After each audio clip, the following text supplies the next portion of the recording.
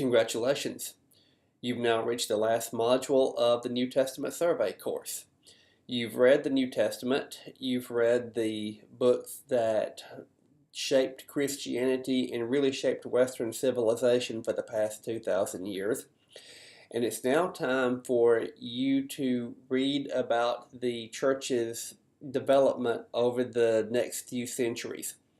Some people would say, why should I read this? Why should I care what happened all those centuries ago? Well, for very good reasons. You will read about men like St. Justin Martyr, who converted from paganism to Christianity. He was a philosopher and then applied philosophy to teaching the Greeks about Christianity.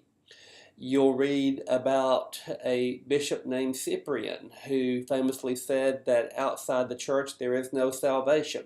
Basically, the way he put it was, he cannot have God for his father without the church for his mother. Once again, pointing out the ecclesiology, the study of church doctrine, of the church, the doctrine of the church that we still argue about today. Who is the true church? You'll have to read a bit about some of the creeds, the Apostles' Creed being the oldest creed that we have that describes succinctly what Christians believe. And then you'll read about the development of the Nicene Creed. The Nicene Creed remains the standard by which all Christians are judged as regarding their doctrinal orthodoxy, their doctrinal correctness. You'll read about other great men as well.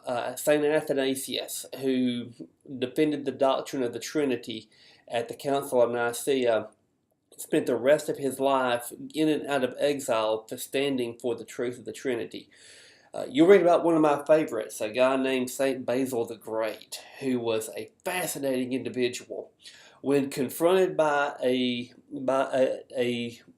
member of the court of Emperor Valens, who was not a good guy, Basil told him flat out, "You're not coming in here and doing what you want to do." And the prefect said, "I've never been spoken to by a bishop this way before." And Basil said, "Well, perhaps you've never met a real bishop before."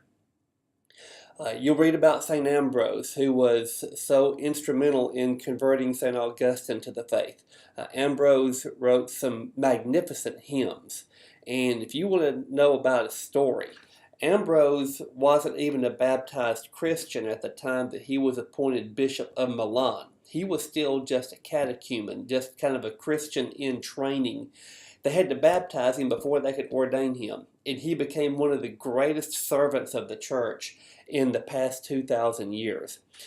You'll also have to read about St. Augustine. You may have heard of him as St. Augustine, but my church history professor at Beeson was a good Brit, so I learned to pronounce it Augustine. You cannot discuss many of the church doctrines we have today without discussing St. Augustine. All of these doctrines about the governance of the church, about the procession of the Holy Spirit, about our salvation, we are saved by grace through faith. It all flows through St. Augustine. And for the Protestants in the group, you may have heard of these guys named Martin Luther, John Calvin, and what have you. Luther was an Augustinian monk. And like St. Augustine, Calvin was trained to be a lawyer.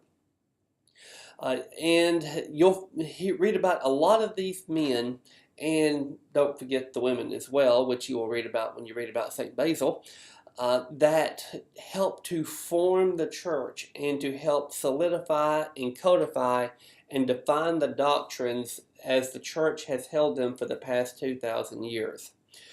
You're going to read about some great individuals. You're going to read about some outstanding Christians. And you're going to read about the first few centuries of the church, where the church overcame intense persecution, outlived emperors, and went on to outlive the Roman Empire.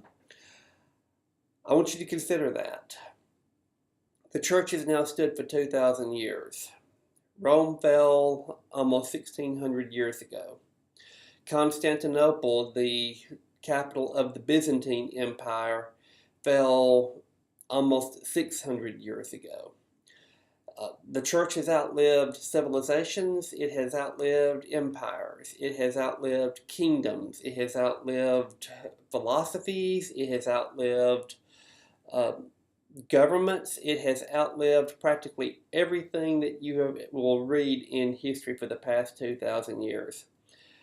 Our faith is grounded in history, but it has an eternal future. And you're about to read some of the about some of the people who helped to lay that foundation.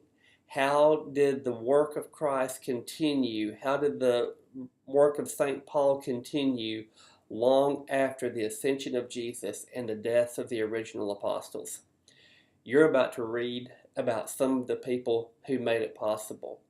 And I hope that you'll gain a newfound appreciation, not just for the foundation of the church, but also for the immense work, dedication, and commitment these people had to pass on the faith. As you read in the book of St. Jude, the faith once delivered to all the saints. I hope you'll enjoy your time in the history of the church.